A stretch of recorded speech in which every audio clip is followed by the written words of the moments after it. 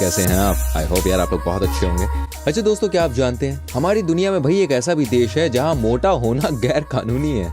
और देखिए, हम और आप तो कोक पीते हैं, लेकिन क्या आपने कभी ग्रीन कोक के बारे में सुना है? दोस्तों, एक ऐसा देश है जहां महिलाओं के हेलमेट में छेद होता है। और देखिए, हमारे पीने के लिए तो पानी पानी ही है, लेकिन ये डाइट वाटर क्या कॉन्सेप्ट है? अच्छा फ्रेंड्स, क्या आपने सिंक और फ्लश को एक साथ कभी आपस में कनेक्टेड देखा है? अच्छा ये बताइए, क्या आज आपको ग्रीन टी वाली आइसक्रीम का स्वाद चखना है? भाई मैं आज ऐसे देश के बारे में बात करने वाला हूँ हमारी वीडियो में जहाँ लेट नाइट पार्टी करना क्राइम है। हाँ जी, और इस देश में सबसे ज्यादा वर्जिन लोग हैं। ये भी बताऊंगा क्यों लिंग में आग लगाकर भाई लोग मनाते हैं त्योहार। क्यों उस देश में सिर्फ और सिर्फ काला बर्गर मिलता है। जी हाँ, काला बर्गर। दोस्तों, आज हम बात करने वाले हैं एक ऐसे देश की जो दुनिया की सबसे फिटेस्ट कंट्री है, यानी कि जापान की। तो चलिए शुरू करते हैं आज का सफर। लेकिन इस सफर को शुरू करने से पहले प्लीज हमारे चैनल को सब्सक्राइब कर दीजिए और बेल आइकन को प्रेस कर दीजिए। बिल्कुल ऐसे ही। अच्छा, मैंने आपसे क्यों कहा कि जापान सबसे फिटेस्ट कंट्री है पूरे वर्ल्ड में? सोचिए सोचिए। सिर्फ इसलिए कि यहाँ के लोग रोज एक्सरसाइज करते हैं? नहीं, ऐसी कोई बात नहीं है दोस्तों। जापान के लोग दुनिया के बाकी देशों के मुकाबले सबसे ज्यादा साल जीते हैं। इस देश की एवरेज एज है 85 साल। और हमारी कितनी है? आप रिसर्च करिए, हमें बताइए कमेंट करके। साथ में आपको बता दूं, हमारे देश ने या इनफैक्ट दुनिया ने अभी हाल फिलहाल में लॉकडाउन का मतलब समझा। लेकिन आपको ये बात जानकर हैरानी होगी कि जापान में तकरीबन 10 लाख लोग ऐसे हैं जिन्होंने अपने आप को सालों से भाई लॉकडाउन किया हुआ है। दोस्तों, इस देश में करीब 1 मिलियन लोग अपने आप को अपने बेडरूम में सालों तक भाई बंद कर लेते हैं, जिसे वहां पर हिकिकोमोरी कहा जाता है। अब आपके मन में सवाल आ सकता है कि आखिर वो लोग भाई ऐसा क्यों करते हैं? तो मैं आपको बता दूं, वो लोग डिप्रेशन में आकर अपने आप को समाज से बिल्कुल अलग थलग कर लेते हैं। गलत मत समझना भाई, ये कोई वायरस नहीं है। लेकिन रुकिए, अभी मैं आपसे जानना चाहूंगा भाई, किस शहर से आप हमारी वीडियो देख रहे हैं? हाँ, बताइए बताइए, मैं आगे की जानकारी आपको बताता हूँ। अच्छा दोस्तों, हम और आप जब भी कोल्ड ड्रिंक पीते हैं तो जनरली वो ब्लैक कलर की होती है, राइट? आई मीन, अगर मैं सिर्फ कोका कोला की बात करूँ तो। लेकिन जापान के लोग भाई ब्लैक कोक नहीं बल्कि ग्रीन कोक पीते हैं। जी हाँ, और ये कोक सिर्फ जापान के लोगों के लिए ही बनती है। दरअसल बात यह है कि जापान में लोगों को हर चीज में भाई ग्रीन टी चाहिए। वो फिटनेस को लेकर बहुत जागरूक होते हैं, इसलिए वो कोक भी ग्रीन टी वाली पीते हैं। वहाँ आपको ब्लैक नहीं ग्रीन मिलेगी। पीनी है तो पियो, वरना भाई अपना काम करो। अच्छा भाई, जब बात ग्रीन टी की हो गई है तो मैं आपको बता दूं, जापान में कोई नॉर्मल आइसक्रीम नहीं खाता। वहाँ सिर्फ और सिर्फ ग्रीन टी आइसक्रीम मिलती है। वैसे मेरे ख्याल से यार, इनके नेशनल फ्लैग में व्हाइट कपड़े के साथ जो बीच में रेड स्पॉट है ना, उसको भी ग्रीन में चेंज कर देना चाहिए। आपका कहना क्या है? कमेंट करके बताइए। अच्छा संग में ये बताइए कि आपने जापान के स्पेशली टटामी कालीन के बारे में सुना है? नहीं सुना तो आज हम आपको बहुत ही रोचक जानकारी देंगे, ठीक है? देखिए, आपने बहुत तरह के कालीन देखे होंगे, लेकिन ये सबसे अलग है। ये सबसे जुदा है क्योंकि जापानियों के दिमाग से बना है। क्या आप कल्पना कर सकते हैं एक ऐसे कालीन के बारे में जो कि आपके फ्लोर पर तो बिछेगी, लेकिन साथ में आपके लिए कभी कभी टेबल भी बन जाएगी, आपका सोफा भी बन जाएगी। जी हाँ, इसे मोड़ दीजिए और लीजिए, बन गई टेबल। आप इसे फोल्ड करके सोफे की तरफ भी इस्तेमाल कर सकते हैं। आपको ये चीज कैसी लगी बताइए कमेंट करके। वैसे जापान में यार हर चीज कमाल की ही मिलती है। अच्छा दोस्तों, क्या आपने दुनिया के सबसे इनोवेटिव सिंक के बारे में सुना है? नहीं, ये देखिए जापान में कैसे सिंक को डेवलप किया जाता है। सिंक है और इसके ठीक नीचे फ्लश। जी हाँ दोस्तों, सही सोचा आपने। जब भी आप या हम सिंक में बर्तन धोते हैं तो उस दौरान बहुत ज्यादा पानी खराब होता है ना? लेकिन अगर आइडिया ऐसा हो तो पानी का इस्तेमाल भाई हम सही तरीके से कर सकते हैं। जो पानी हमने हाथ धोने में वेस्ट किया है, उस पानी की मदद से आप टॉयलेट को फ्लश भी कर सकते हैं। क्या बात है। अब सोचिए दोस्तों, जापान में हर चीज अलग क्यों है? सही सुना आपने, हर चीज अलग क्यों है? दोस्तों आप ही बताइए, चीज का कलर क्या होता है? ऑफ कोर्स यार, व्हाइट या येलो होता है ना? लेकिन वहां पर भाई जापान में जो चीज होती है वो भी ग्रीन टी वाली होती है। इसका कलर ग्रीन होता है, ग्रीन। यस। साथ में दोस्तों आपको बता दूं, जब भी आप जापान में ट्रेन में सफर करते हैं तो आपको बहुत सारी चीजें यूनिक मिलती है। एक तो भाई ट्रेन की स्पीड, जिस पर कि हम आगे आपसे बात भी करेंगे। लेकिन देखिए, यहाँ की ट्रेन की सीट्स भी बड़ी कमाल की होती है। इसे आप दोनों तरफ मूव कर सकते हैं। मतलब ये कि अगर ट्रेन आपके ऑपोजिट डायरेक्शन में चल रही है तो आपको परेशान नहीं होना है, बस अपनी सीट का एक बटन दबाना है और ये देखिए कैसे भाई सीट की डायरेक्शन चेंज हो गई। अच्छा फ्रेंड्स, वीडियो की स्टार्टिंग में मैंने आपको बताया था कि जापान की महिलाएं जो हेलमेट पहनती हैं उसमें छेद होता है। सोचिए जरा, ऐसा क्यों होता है? दिमाग लगाइए जरा।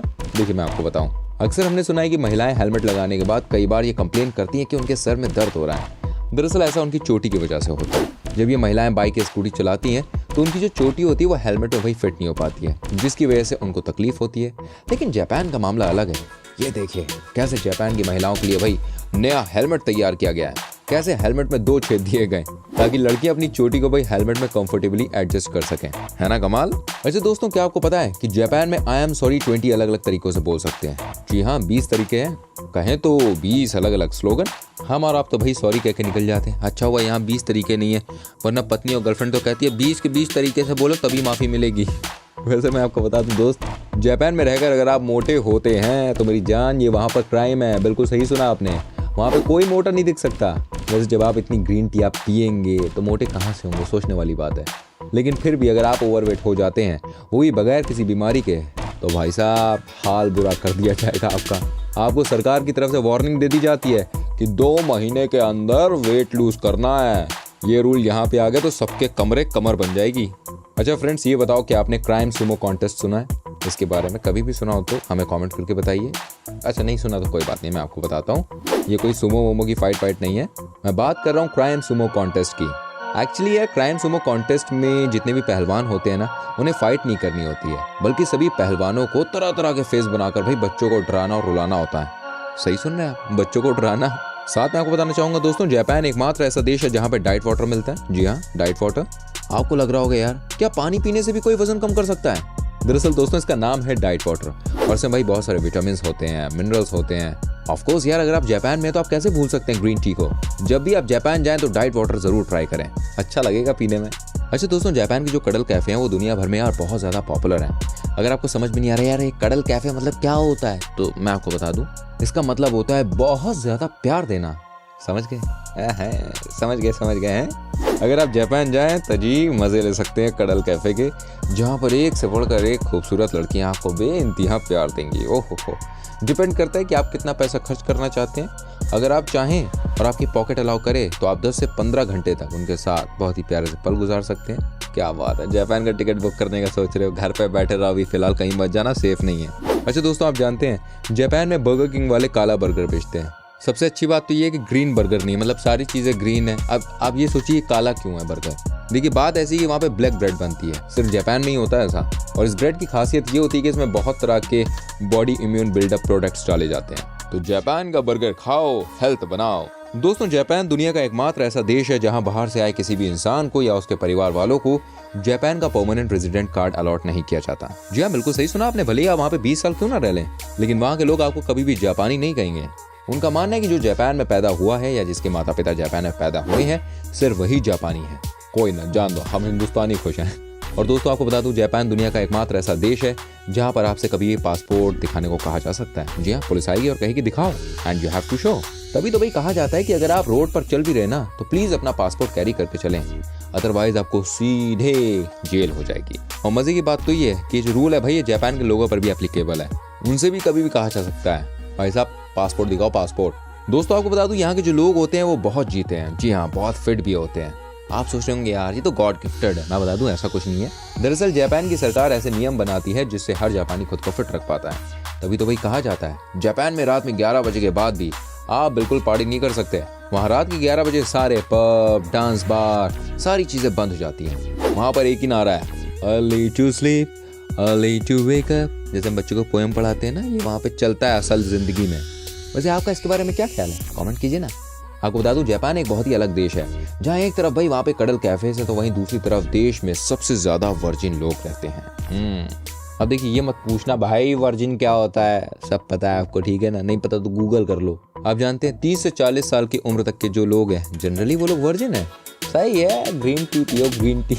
आपको बता दूं भाई जापान में एक फेस्टिवल मनाया जाता है और उसमें लोहे से बने लिंग की पूजा की जाती है। दरअसल ऐसा वहाँ पर कहा जाता है कि योनी नामक एक दानव ने जापान के कई सारे गांवों पर भाई कब्जा किया था और वहाँ के लोकल लोगों के संग बदतमीजी की थी, उनकी औरतों के संग भी बलात्कार किए थे। तभी जापान के लोग लिंग में आग लगाकर इस फेस्टिवल को मनाते हैं। उनका मानना है कि जिस लिंग में वो आग लगाते हैं वो उसी योनी दानव की है। भाई साहब ये तो बड़ा खतरनाक है मामला। अच्छा देखिए आपको बता दें साथ में कि हमारे देश में जो सबसे तेज ट्रेन भागती है, आप जानते हैं उसकी स्पीड क्या है? गूगल कर लेना, हमें फिर कमेंट करना, ठीक है? फिलहाल मैं आपको बता दूं सबसे तेज गति से भागने वाली ट्रेन की रफ्तार है 160 किलोमीटर पर आवर। लेकिन जापान यार सोचो हमसे कितना आगे है। आप अंदाजा लगाइए वहाँ कितनी होगी मैक्सिमम स्पीड। हाँ कमेंट करके बताओ। चलो एक काम करता हूँ, मैं बताता हूँ, ठीक है? वहाँ मैक्सिमम स्पीड है ट्रेन की 500 किलोमीटर पर आवर, यानी कि हमसे 3 गुने से भी ज्यादा। ये दुनिया की सबसे तेज ट्रेन है।